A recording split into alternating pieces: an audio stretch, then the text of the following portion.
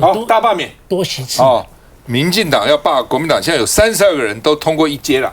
一阶其实很简单，1%而已，一阶算什么嘞？对不对？他们什么3000人弄不到？今天任何一个民代议员哦，只要他认真，3000个算什么？他1、2万才当选了哦。那所以国民党的这些委员哦，这个包括我们在座的赖士葆哦，包括这个马文君都在，马文君在里面，对不对？赖士葆在里面嘛，没有例外啦，除了离岛以外，通通过了。对，除了马祖，知道马祖、金门、马祖啊。那国民党32个区立委到现在一阶都过了。那国民党说要罢民进党12个人，到现在为止一个都没过，一个都没过啊。那但是还有10天可以补件了啊，所以他们说补件以后有些人会过了啊。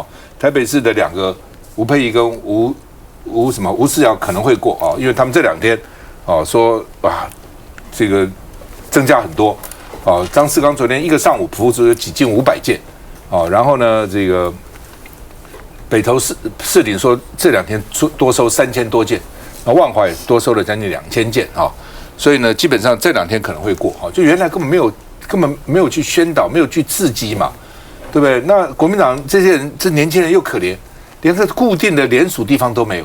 你连联署地方的人去哪里联署呢？说是那个像那个就是说打带跑哦，今天在这边2个小时，然后下午在那边2个小时，明天在那边2个小时，那大家要随时要看你在什么地方，还要注意到这多困难啊！哦，那民进党不一样，民进党每一个人都有好几个地方联署站给你去联署哦，所以这个东西，反正就是条件差太远了啊。那另外呢，说这个罢免吴思瑶的时候已经准备好了，准备好联署书了啊。然后呢，说他们要拼第一个去补件的啊。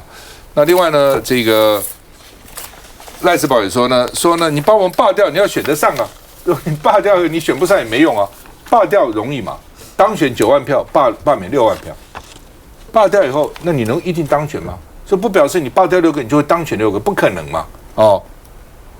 那所以呢，今天呢，蓝白说要这个谋和反制，因为民进党说下乡要主攻总预算，你们乱上我们总预算啊。那另外呢，这个也有人说了，说柯建铭是硬逼赖清德挺大罢免的，所以呢，说柯建铭白目还不厚道哦。那到底赖清德都不知道吗？那知道都没有制止吗？难道没有能力制止吗？今天党主席不能跟柯建铭说，好了，你这个太过分了啊！不要搞什么全部大罢免的民主的笑话，全世界陈水扁都讲，全世界没有一个国家是这样的了哈。那赖清德真的不知道，而且柯建铭讲说，我们去年2月就一起商量了，赖清德、卓荣泰我们5个人在一起商量了，吴思瑶也讲啊，说现在时候未到啊，到的时候赖清德自然会下来声援啊。来，发言人到底怎样？是我想现在看到在这个整个台湾内部的状况啊，我们看到国民党确实是做了很多让大家很生气的事情，所以我们看到公民团体确实都出来很认真在联署哦。所以我们看到在这个一阶审查的阶段，我们看到都有过关的是蓝营的委员，但绿营的委员都没有，因为我们确实是找到很多就是可能是由国民党的这样的一个名册里面去抄出来的这样一个联署书哦，所以这些可能都会有所谓法律上的疑虑。不过就我觉得让大家真的是非常愤怒，就是说，其实国民党真的没有把台湾当成是自己的国家啦。我们刚刚有提到说，一直说要帮这个军人加薪，其实我也非常同意。赖总统跟蔡英文总统其实都非常关心军人，尤其总统有讲过，他说，为什么这个军人的这个薪水要高于许多的公务员？那是因为这个军人他把他的生命奉献给了国家，那所以对他来说，当然是要有一个比较高的薪资待遇，才能够去感谢他们对国家的付出。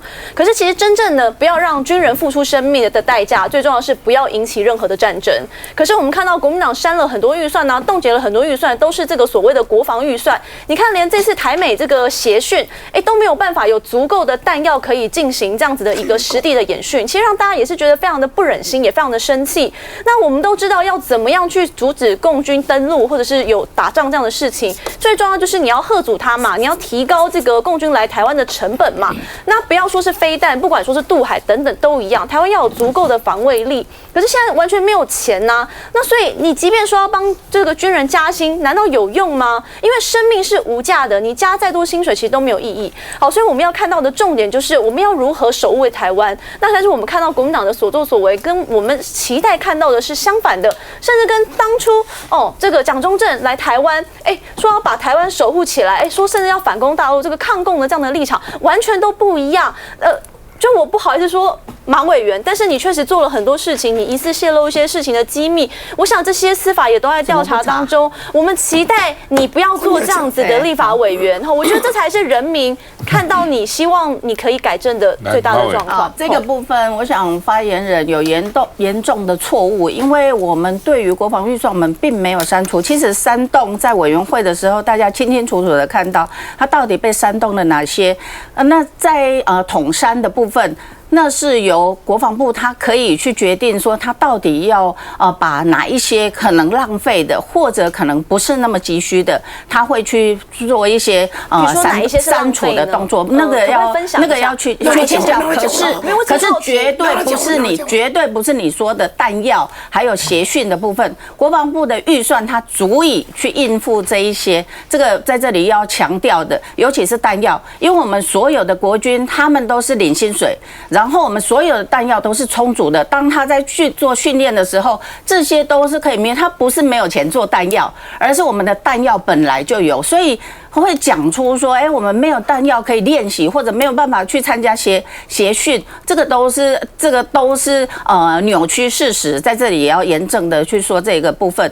那另外一直在讲说我们泄密的部分，请好好的查，因为这个在前年就已经开始讲了，而且是由一个军火商讲的，他现在已经不见踪影。可是这个案子查到哪里？这是在我拿到一个关键的录音档，由军火商跟我们的潜舰制造的这个技术顾问他们的对话被披露出来以后，我交给国防部，交给调查局，交给韩国驻台代表处，是因为韩国人在里面也有造假，我们希望他们可以厘清这个部分。那如果有泄密的部分，请把它点出来。我们拿到的这些录音档为什么会有机密？是谁拿到的？因为不是我拿的，是人家交给我们的。那谁把机密泄给他们？这个应该要查。今天都已经经过，今天不是军火商给的，请听清楚。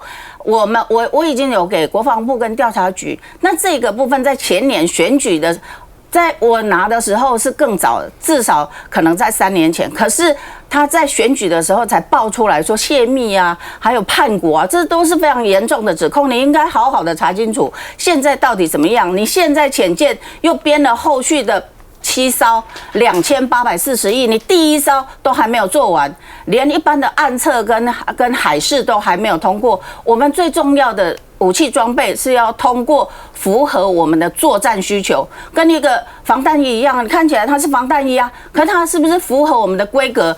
子弹测试的时候能不能打得过？用这个例子来举例非常简单。如果它符合在我们的安全要求，那你可以量产。现在我们第一艘都还没有做完，而且第一艘的预算没有被删过1毛钱，它到现在又要延到5年后才会完成。结果你急着在今年要编这样的预算，我觉得那个不是浮上来，那个有专业，的，请去请教顾部长。所以刚刚有提到说那个被删掉的一个协训的费用啦、弹药的费用，那都是假的，除非国防部根本不重视这些，不然请你举出来被删掉哪些弹药。被删掉的是哪些项目？你们请把它指出来。连 AIT 连美国都非常重视这个事情，因为协防台湾这个事情非常重要，对于整个亚洲国家来说都非常重要。你把它指出来是哪一个项目嘛？柯指木是哪一个部分？你把它指出来，柯指木你不能用这样瞒天的这样子讲，因为这都是谎话，这样子真的对台湾没有谎话。这个题目再吵下去，因为以前都吵过了。对，我要强调一个。我很负责任保证说，今天的代发言人很多信息都不对，他就是人云亦云，党中央叫他讲这个，他讲这个，照背讲出来。国防外交国防委员会几乎没有什么删啦，统统是冻结。冻结什么意思？来报告就解冻了。有的像报告你们就要换东西啊！让我讲好不好？马委员也很喜欢换东西啊，我们都知道，让我讲完好不好？让我讲完，让我讲好不好？让我讲完啊！所以是统删是国防部自己决定要删什么。所以如果把弹药删掉了，如果把协信的删掉了，那是国防部自己删的。第二个我要强调，我一定要强调这个东西。今天讲大罢免的事情哦，这个不好看，32-0，在国民党赛有够难看。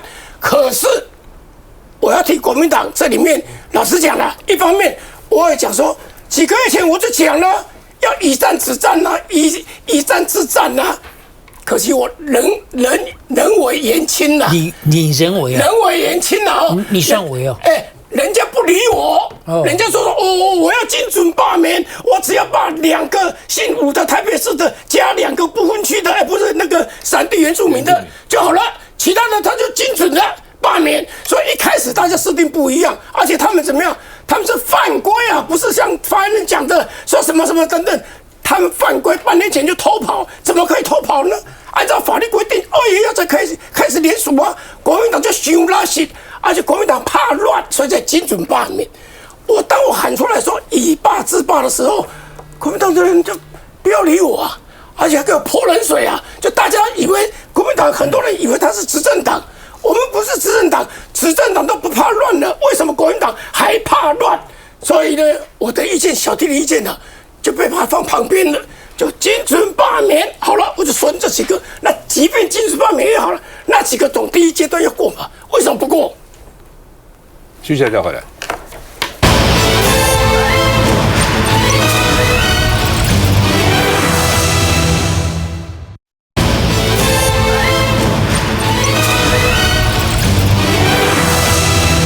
好，总统府说呢，因为预算被砍，所以呢。它要有3大节能措施啊，第一个呢，5月以后呢完全关灯啊，然后呢夏天要提早关冷气啊，然后呢报章杂志缩减订阅，然后电视的那个机上盒呢全部停止不订了，不看你们这个 cable 了啊。那然后呢这个因为它的这个业务费被冻结70%，所以难以支应啊。那它的日间走廊要减量1/4。那夜间呢，就是最低光源。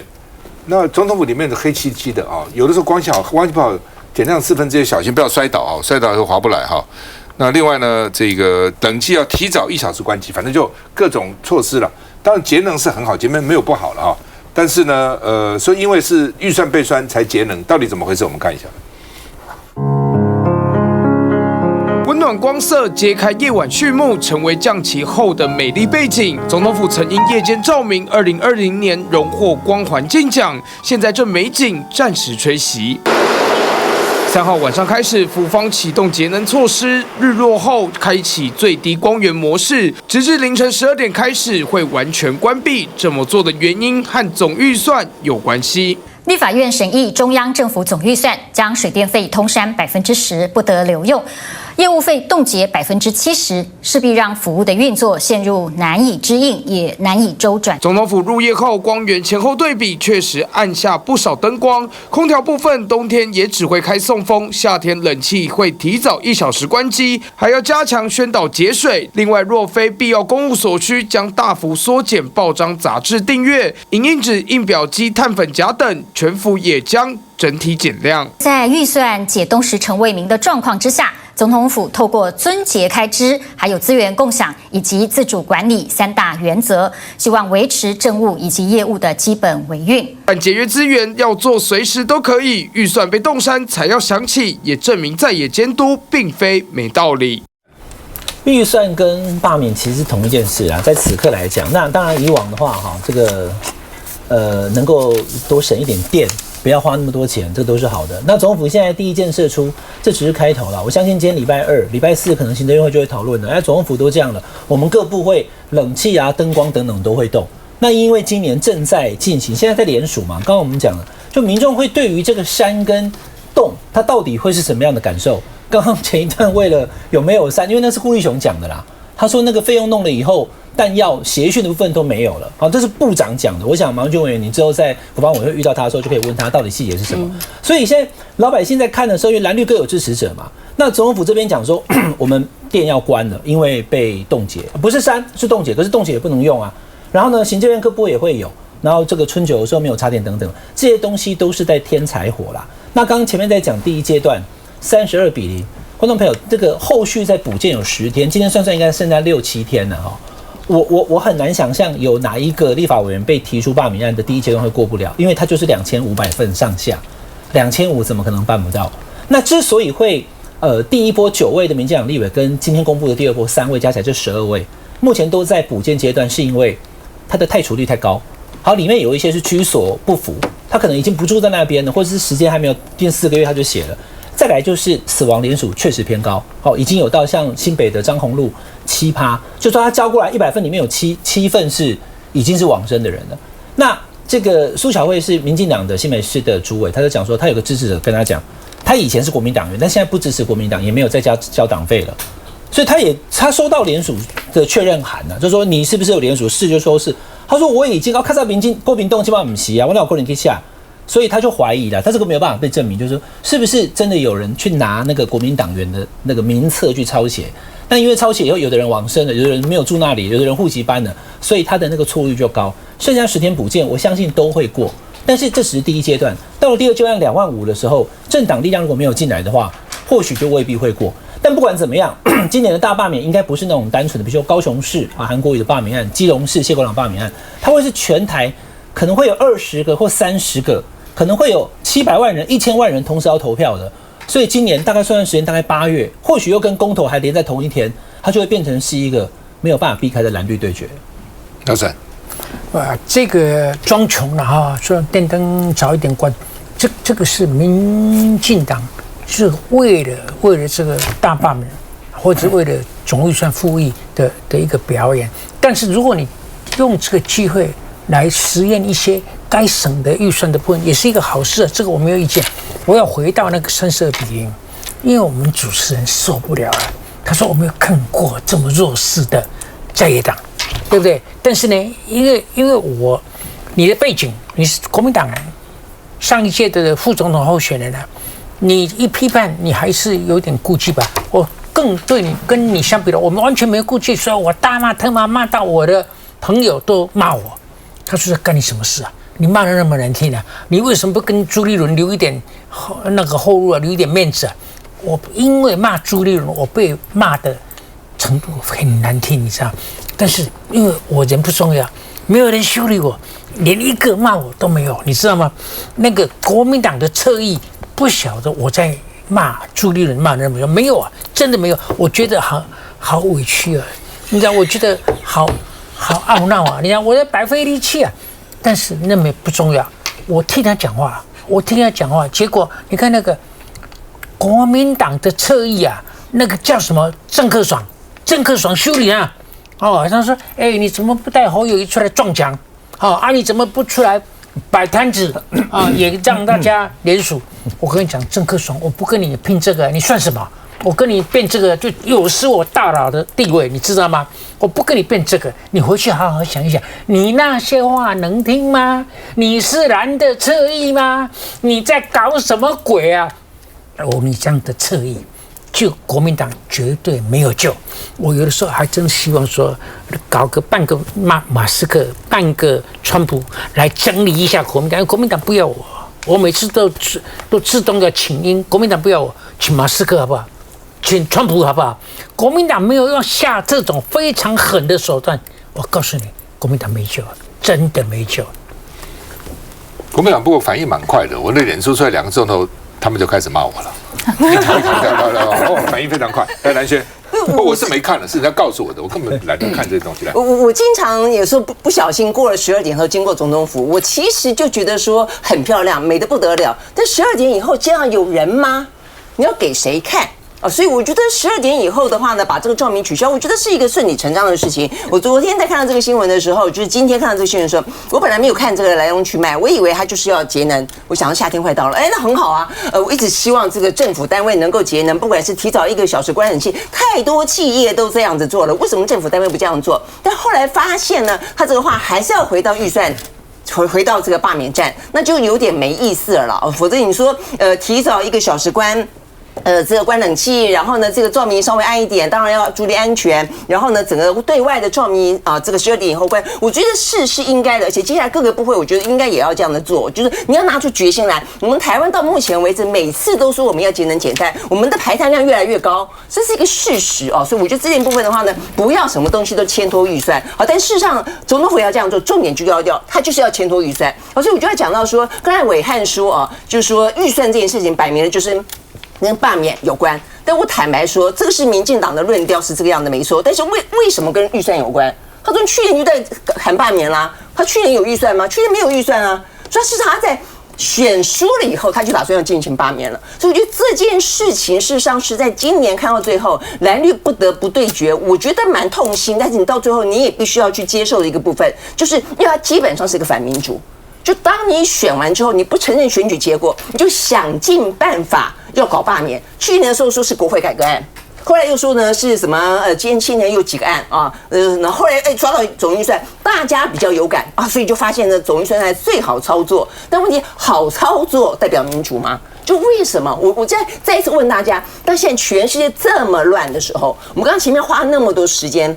在讨论有关于川普对台湾可能的作为的时候，台积电需要到就是需要到拿出1600多亿元去，然后把我们那么多的可能未来是40%的产能给美国的时候，我们政府到底做了什么？我花的几乎所有的心思就在想尽办法做蓝绿对决，而且不止搞罢免，还要搞公投。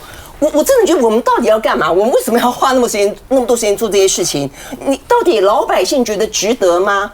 那民进党觉得值得吗？只为了你朝小野大吗？那然后罢免完了后，公投完了以后，然后呢，朝就不小了，也就不大了吗？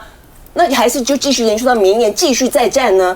所以我就说适可而止啊！民主有民主的界限，民主有民主的底线，民主也有应该有民主最基本的一个标准，不能说你选输了你就这样搞，我真的觉得太难看了。尤其在这个预算案的过程当中。当然，不见得所有山都是山的尽善尽美，但是事实上基本上就还是有2.9兆嘛。那很多部分所谓的冻结，你可以来报告嘛。你不是不能够动这个钱，但讲到最后好像你没钱可花一样。我是真的觉得造谣也有一个限度，搞侧翼也有一个限度，就说你要反民主也有一个限度。我觉得民进党真的是太堕落到你真的不晓得今年，如果说今年就要一路空转到。8月，而且除了罢免，还要再搞一个公投。我真的觉得台湾这样1年就过去了，没完没了。然后呢，明年再搞一次选举，然后呢，再来就要再一次总统大选，是这个样子吗？罢免完了以后，如果有罢掉，还要再选一次，不是还再选一次，中间还要选，就到底够了没？就够了没？我们真的是天下无事吗？没事可以干吗？是非得要搞这些东西不可吗？休息一下再回来。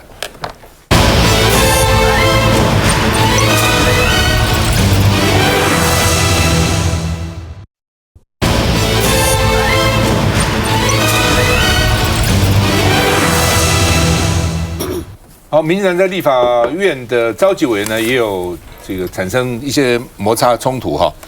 那说不愿意让英系，因为柯建铭是讲你们英系这些委员，你们什么意思？你们故意给赖清德难看啊？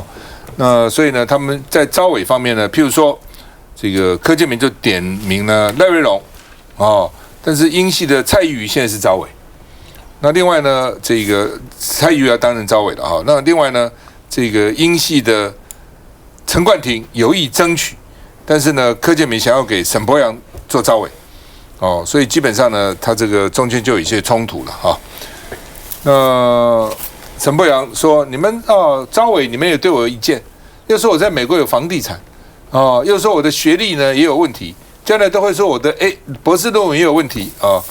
那另外呢，庄瑞雄说召委选举你柯建铭是特别去挑英系来杠啊。”我当然要抗议一下，为什么不能抗议呢？因为庄瑞雄是英系的资深立委，他说骂来骂去，骂陈冠廷、骂蔡瑜，两个都是我英系的、我哪里受得了？当然要抗议一下哦。但是民进党是很正常的，吵吵架就吵吵吧。我们看一下。我们已经协调完了，那目前我听到应该是沈伯洋委员才说是协调完了，不过英系的陈冠廷下一句强调是听说的，因为有意要争取国防外交委员会召委，不过最后确定由总召柯建铭主义的沈伯洋出任，都已经协调完毕啊，我觉得这样是非常好的一个做法，是尊重总召没有问题。虽说尊重总召，不过陈冠廷看似有些无奈，尤其爆出卡召委一事的主角更是就不过不是我们讲，我要不就不想讲。这气到不想多说吗？王世坚在竞议场前与庄元雄委员搭肩有说有笑，因为他曾与柯总召私下提到要我怎么样带领英系后，现在确定担任司法委员会召委，而一度传出的程序委员会变成审发会来接任。司法法制委员会这个各位很清楚啊，有一种塞溃啊，比较没有人要去，都跑光了啊，跑光了。那柯总召就跟我讲说，阿拉伯朗啊，你怎么办？你怎么走？我说好了好了，他说不然去程序委员会当召委，我说我不干了，你骂到我两个全部都我英系的，开玩笑，我哪受得了？我当然要跟他抗议一下。当时会这么生气，就是因为同属英系的蔡瑜有意要争取经济委员会召委。不过据了解，柯总召原以为没人要争取，才亲自打电话给赖瑞隆，但经过协调后，仍由英系蔡易余出任。我们整体就尊重党团的安排跟规划，找出最适合的人选来担任召委，那同时间来并肩作战，团结作战。意思是一切尊重总召布局，但以掀起党内派系角力战。马委员到底怎么回事？就这个部分，因为我们也不晓得是后来确定委员会的那个召委名单，因为我们一开始听到的是陈冠廷委员，那后来媒体有爆出来说他们内部有争执，所以最后确定的看到的是沈伯洋。我想其实沈伯洋委员他可以名列不分区的第二名，民进党的第2名，而且他过去其实大家根本不认识他，他突然有这么大的重要性，我想在他这几年其实也一直在推认知作战，可是他最近卷入接受境外势力的这个资助，尤其是金钱，其实这个对我们来说，美国对我们来说非常重要，可是不代表它不会去影响我们的整体的国安，所以这样的资助是不是适当？我想他可以从他被他的重要性可以看得出来，再加上最近刚刚提到国防外交的这些预算，其实有很多是编给像类似黑熊学院，甚至我们现在所有的学校教官都缺了，过去是由军职的，那现在教官退出校园以后，未来谁要去进驻到校园里面去做这种国防教育的宣导？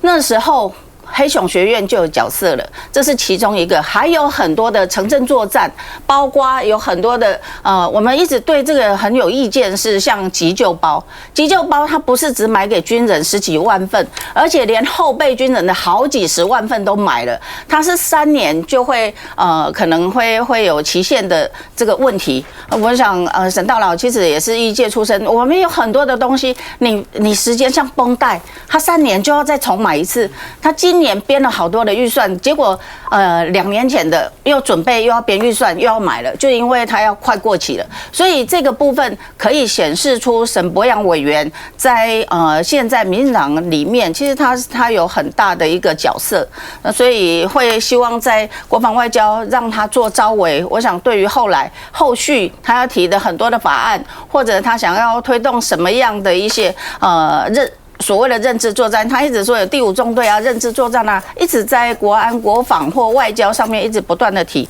我想这个可能未来都可以看得出来。老沈，大家不都讲这个会期是大罢免会期？所以呢，国民党就由不分区来当召委，其他的回家去，没有我就当去顾地盘，你太厉害了，你是地盘。那民进党为什么有派系之争？这个我就搞不懂了。为什么英系非得做这个召委不可？我也不懂。但是我要回头来讲召委这个角色。台湾我跟你讲，国会是社会的癌症，那召委呢是国会的严重的癌中之癌。我跟你讲，总统制的国家需要有不分区立委吗？需要有不分区立委，不分区立委占我们的1/3呢。1/3是铁板一块呢，1/3是没有民意基础，是主席挑的呢，1/3是不能违背党纪乱投票的呢。有这样的国家，有这样的国会，这个叫总统制啊。然后呢，我再举一个活生生的例子，不是说我在发表演讲。几天前，朱主席讲，不分区委员讲话自己约束一点，这个好笑不好笑？因为你们的不分区的委员都是要么圣人，要么黄复兴，要么军系。那这些人一旦被挑了以后，他讲话就肆无忌惮了。他们讲话讲越多，选票流得越快。那主席，我请问你，你要他们约束自己一下自己的发言，你为什么不从头在挑他们的时候小心一点？说今天是我要你当的，你讲话不能让国民党受伤，是你挑的啊！挑完以后你才叫他们约束发言，这不奇怪吗？对不对？大家好好想一想，为什么有31还34？不分区是几席？34席嘛。113/34席是听党的意见的，这个叫什么民主政治啊？对不对？啊，点。大家很难接。对啊，陈冠廷委员他是新科的立委，可是当然他父亲的关系啊，对，所以他在这个国防外交委员会虽然是新科，说你怎么想要当召委？沈伯洋是第一任啊。其实他跟派系之间，我相信你就算最后名单就知道了吧。对，好，所以就是新潮流就3席，你英系如果也3席的话，他就分庭抗礼，所以就少1席。好，变沈伯洋。那当然还有另外一个，就是这个会期当中，其实这个陈冠廷委也有被提这个罢免啊，他可能希望多一点不分区的人去当召委，不要有任何变动，你可能要回选区去顾。那当然中南部的话，可能民进党立委比较不害怕了啊。那现在目前看起来哈，因为蓝绿都在立法院在攻防，那以前柯建铭总召他讲是谁就是谁，这个也凸显了就是现在目前状况跟以前不一样。那冠廷他有说啦，我本来有跟总召报告，他有讲。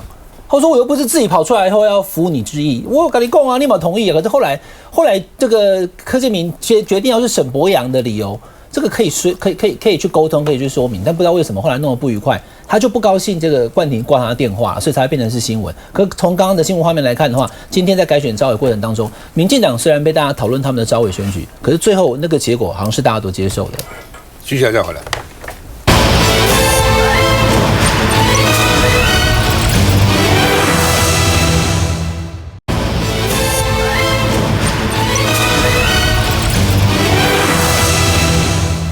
好吧，急诊室现在还是这个有这个医护人员的这个不足了啊。那很多病房呢，这个开不出病床来，是因为呢护理荒啊。所以卫福部呢用了2个利多啊，说呢第一个呢急重症护理师夜班给他津贴，第3个呢3班有护病比啊，就是说一个护士看多少病人有一定的啊。护士工会呢说很多人都提出辞呈了啦啊。那另外呢，这个3班的医护比加发这个夜班奖金到底有没有用哈？护理师工会的顾问叫陈玉凤，他说没有办法改善现况哦，你想要止血止不了的啦啊。那另外呢，这个也有护理师的这个代表就说呢，是不是建议让男护理师在医院服替代役？说1年大概有1000个哦，这个男护理师被找去当兵，那干脆呢给他们当服替代役嘛，就在医院做嘛，哦，但1000个好像也不多了，但他们说多一个也好一个，哦，多一个就是好一个哈，只是现在缺成这个样子嘛哈。那内政部长刘世芳说会跟卫福部讨论了，说是不是呢扩大这个男护理师的替代役了哈。那另外呢说，因为他们还有跨科资源，哦，就是说你明明是这一科的这个护理师，你到那一科资源吧。哦，所以呢，护理师安静离职，也不会跟你吵，也不会闹，我就走了嘛。哦，那觉得不满意嘛。哦，所以呢，邱泰源卫福部长说，相信院长是有智慧，不会乱调的。哦，调你从这个科支援那一科，一定是有智慧的调，哦，不是乱调啊。那另外呢，上次邱泰源呢，前2天去视察急诊室呢，被批作秀了，因为很多医院呢，赶快把急诊病人移到病房去。哦，说急诊室没那么挤啊，没问题啊，病床也没问题啊。那这个邱泰源说呢，我不是作秀，我是抱持学习的心哦，让医护来吐苦水，听他们吐苦水啊。那媒体就说呢，说邱泰源为了保护他这个卫福部长的官位呢，明明被批是作秀，还说自己是学习。看一下。急诊大塞车，面对医护人力荒，护理师、护士工会全联会提出解方，让男性护理师可以在医院服替代役，让我有更多的时间投入在这上面，不会中间必须被中断1年去当兵，应该会往急诊跟开刀房去选择。学生表态赞成，毕竟退伍后可以无缝接轨护理师工作，资历也不用中断1年。目前国内护理人员领证数为309391人，实际职业人士为193876人，其中男性护理师8845人，占4.6%。如今针对应届毕业生着手，每年至少可以补充上千名护理师人力。护理人员应该1年如果应届毕业回到职场，大概要到4、5千。我们的男护师1年毕业大概会有1200到1500左右，相信他是会一个实际上帮忙。男护理师到这个替代役，替代役，你自己认为说有没有可能扩及到私立医院的部分？我们这个会跟那个卫福部来讨论，看怎么样可以跟我们国家政策可以契合，但是仍然需要讨论。能留一个是一个，卫福部坦言护理人力从没补齐过，因此将研议急诊3班护病比，急诊夜班费比照一般病房夜班费。因为人手纷纷出走，又碰上落挪、腹泻和流感3重夹击，已经搞得医院人仰马翻。对了，现在当然医院缺护士缺很厉害了，不过也有人反映了说，那如果把替代役的役男调来到医院，那不是部队人又少了吗？啊，不过当然轻重缓急看起来护理师的缺是很重要的。老师怎么看？因为我上个礼拜刚去住加护病房1天了，所以我亲身观察24小时，真的护理师的欠缺是健保问题的一部分。那健保的问题呢，大家都知道，就是一个钱字嘛，你给钱就没事了。满街都是护理人员他们都不务正业，为什么？钱太少了，加个2万，通通回来，这个我保证。但是所有的政客明明知道，你想那个总统是医生呢，部长是医生呢，他们不知道吗？他们不敢处理问题。所以现在真的，我不认同川普，也不认同马斯克，但是我觉得我们需要那2个人来好好干一下，你知道吗？什么问题？这个要是马斯克马上干了，对不对？用机盖盖的，凭什么的这种简单呢？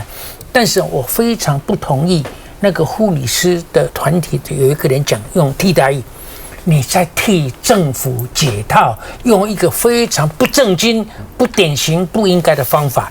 你脑筋动到替代役了，你脑筋动到这个是正常吗？我跟你讲，还有人更可恶啊！这个卫福部一天到晚就动脑筋，动到我们还有多少护理系增加录取名额，增加录取名额，这些都是大混蛋啊！你知道吗？他们要用廉价劳工，要用刚毕业的小女生，就是不小的轻重去把它用进来，然后他知道说，哎，这比赛又跑掉了，那再说嘛，有这样的官员就有怎么样的政治。我跟你讲，执政的不行，在野的也不行啊，你们都没有办法针对问题去把它处理掉啊，对不对？没钱我告诉你，健保的钱，你大家医生是忍耐，你入的蛋可以当蛋老虎，我当好不好？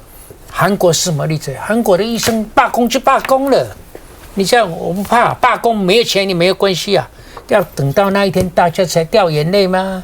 那伟山。是我想这个政府还是要赶快紧急来解决，因为在医疗上面，我们确实知道急诊室现在塞车的状况很严重，那人力也是一直以来的困扰。那当然我知道，其实现在的医护人员真的都非常辛苦，就人力的短缺，然后加上最近就是天气的变化，所以其实最近的这个医疗环境确实是真的是塞车。那我想这个政府确实要积极来解决。我想无论是让替代役的这个男性护理师比例增加也好，或是用其他的方式去以健保的部分来改变这个薪资结构也好，我觉得这都有必要做。那我觉得最重要跟各大的医院来做一个讨论那我想公立医院应该也是可以优先来加薪，那来带动就是私人医院来增加这些护理师的薪水。那我相信在这样的一个龙头作用的这个效应之下，应该有机会可以尽速来改善这个现况。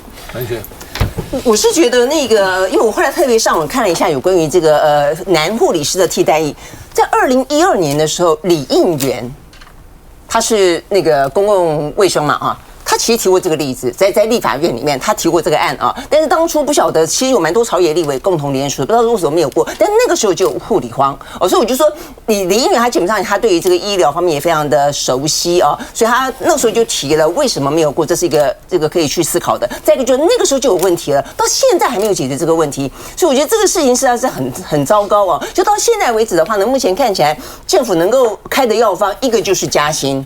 那一个的话呢，我不晓得还有什么，它除了加薪之外，就是急重症哦，可能点数稍微多一点。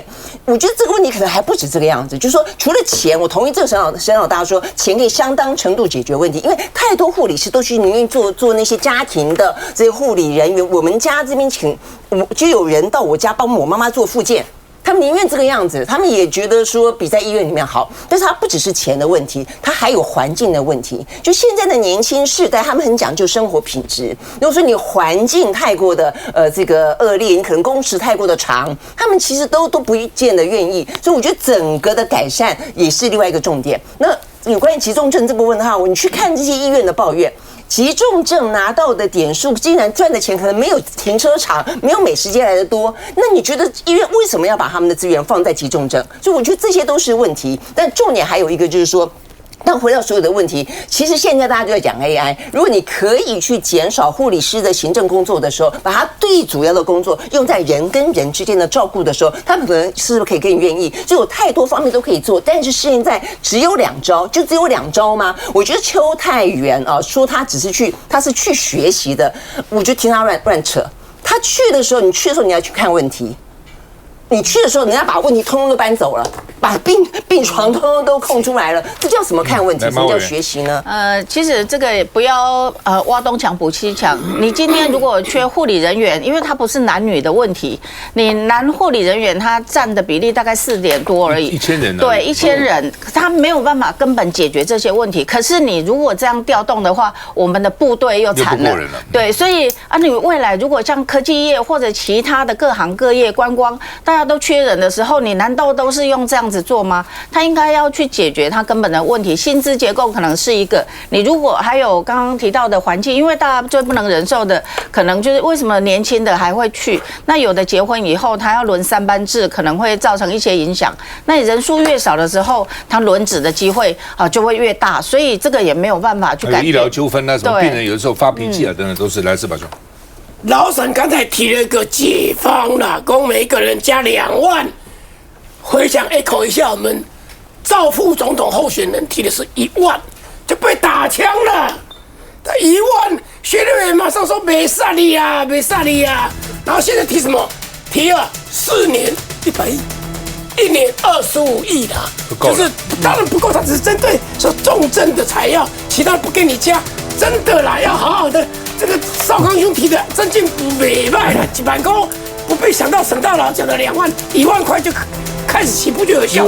2万个医护人员，1年2亿，这个20万，一年20亿，1年200多亿了，200多亿了，超收4、5千亿。来，刚刚大佬是对那个男性护理师服替代役表示反对嘛？大佬是医界大佬，想要有分量，可是我要跟大家报告。